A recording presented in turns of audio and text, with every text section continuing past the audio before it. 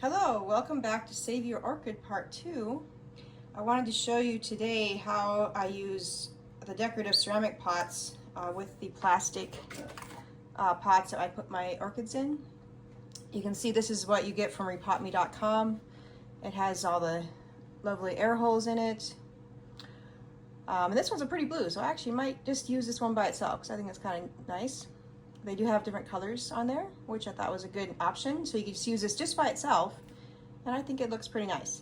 But if you wanted to put it in a ceramic pot to be more decorative, I use these little plastic drain trays that you can get at Walmart or Home Depot, whatever. Everybody has these. And I put it in the bottom like this, just so you get the right height. And for this one, I just put it in right side up. Then that gives you the right height when you put that in there. In this container right here, I had one of the smaller ones, and I put it in upside down. And that gave me the right height to set this guy on right here. So those are a pretty handy trick to make your ceramic pots work for these.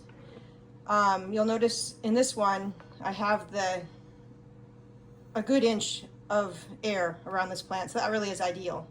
This container doesn't have as much room around it. I think it's probably sufficient, but not ideal. But it is letting air in around the edges. This one would be much more better situation for the orchid.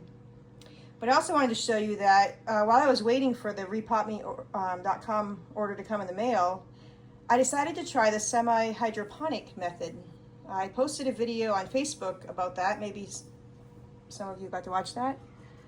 But I'll also put a link in the description of this video if you'd like to watch that, because I thought it was a really interesting concept. So I have this vase right here, and there's some of those glass rocks in the bottom and a little bit of water. And so the roots of this one that I took apart and trimmed, the roots were just, the tips of them were sitting in the water. And so it sat actually really nicely right on those rocks. And it really looked really cool. And I was really surprised at how quickly the roots turned this dark green and real firm, and they were actually looking pretty good.